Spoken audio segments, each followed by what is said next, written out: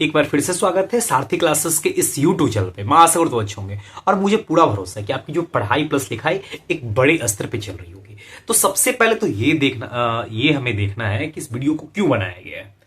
इस वीडियो में आपको कौन कौन सी खास बातें नजर आ सकती है। तो सबसे पहले इस वीडियो के माध्यम से ये बताने की कोशिश की गई है कि जो आगामी जो परीक्षा होने वाली है, यानी कुछ महीनों में या अगले साल जो परीक्षा होने वाली है, उसके लिए आपकी रणनीति कैसी हो। जैसे हाल के समय में, जैसे मार्च के महीने में आपका यूपी पीसीएस का प्री होने वाला है, फिर मई के महीनों में आपके यूपीएससी का प्री होने वाले हैं, फिर सितंबर के महीने में आपका बीपीएससी का प्री होने वाला है। तो ये जो तीन जो परीक्षा इस साल होने वाली है और साथ में अगले साल भी ये परीक्षा होने वाली है, उन सबकी रणनीति आपकी कैसी होनी चाहिए। क्योंकि किसी भी काम के लिए अगर आप अपने प्लान पे नहीं चल रहे हो, अगर आपकी कोई योजनाएं नहीं है, इसका मतलब ये हुआ कि आप दिशाहीन व्यक्ति हो। यानी आप फालतू का या खुद को बेवकूफ बना रहे हो या दुनिया के बेवकूफ बना रहे हो, दोनों में से एक ही बात हो सकती है। क्योंकि अगर आपके गोल फिक्स नहीं है, गोल मीन्स आपके ध्येय क्लियरेंस नहीं है, आप एक सिस्टमेटिक पढ़ाई नहीं कर रहे हो, इसका मतलब क्या हुआ, एक सीधा सा मतलब है आपका जीवन कैसा है, दिशाहीन है। जैसे होता ना कि कोई गाड़ी सड़क पे चल रही हो और बिना किसी मार्ग पे चल रही हो, इसका मतलब ये हुआ कि कभी वो दूसरे गाड़ी को ठोकेगी, कभी दूसरे गाड़ी को ठोक देगी। इसलिए जब आप पढ़ाई कर रहे हो तो उसकी रणनीति होनी चाहिए, और आप परीक्षा जब देने वाले हो तो उसकी तो रणनीति तो होनी चाहिए। इसका मतलब ये हुआ कि आपके पास जो भी नोट्स हो उसको व्यवस्थित करना शुरू कर दे, यानी उसको रिवीजन प्रोसेस करना शुरू कर दे। रिवीजन का मतलब होता है दोहराव प्रक्रिया। दोहराव का सीधा सा मतलब क्या है कि जैसे आपके जो माता पिता होते हैं, अगर माता पिता की जो शरीर की जो छवि है वो आपके आंखों में छप गई है, आप उनको अंधेरे में भी देखेंगे तो आपके अपने माता पिता, आपको ये नजर आएगा कि यही आपके माता पिता। उसी हिसाब से पढ़ाई की भी सेम वही स्टाइल होता है कि किसी टॉपिक को आप बार बार देख रहे हैं तो उस टॉपिक आपको अपना जैसा हो जाएगा, यानी फैमिलियर हो जाएगा, यानी पारिवारिक जैसा आपको वो टॉपिक आपको नजर आ सकता है।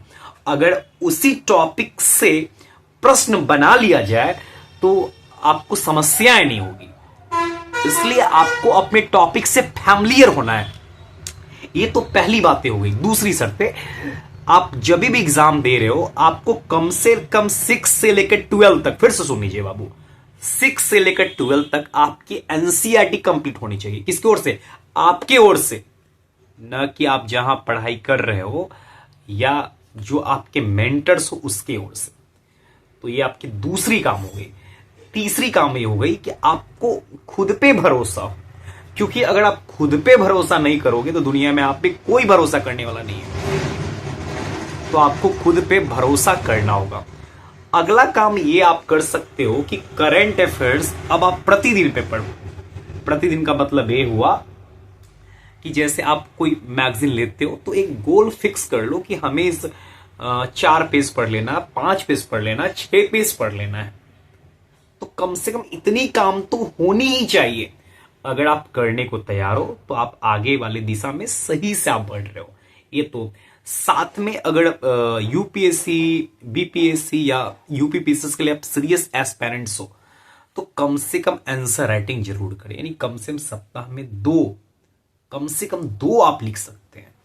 और जो टारगेट जो तय करते हैं कि हमें कम से कम 1 से 2 दिन में इसको खत्म करना है, तो टारगेट को आप पूरा करो।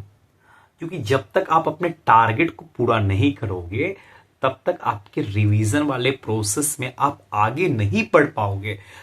तो आपको अपने टारगेट को पूरा करना होगा, और भरोसा तो खुद पे आप बनाना ही होगा, क्योंकि बिना भरोसा का कुछ नहीं होता है।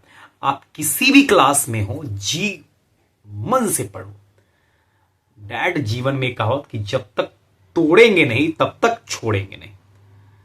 अगर माझी यानी दशरथ माझी जैसे व्यक्तित्व अगर पहाड़ को चीर कर रास्ता बना सकते हैं तो आप क्यों नहीं मंजिल की ओर पा सकते हैं। तो आप मेरे शब्दों को समझ रहे होंगे। तो आज के लिए इतना ही। Thank you. शुभ रात्रि।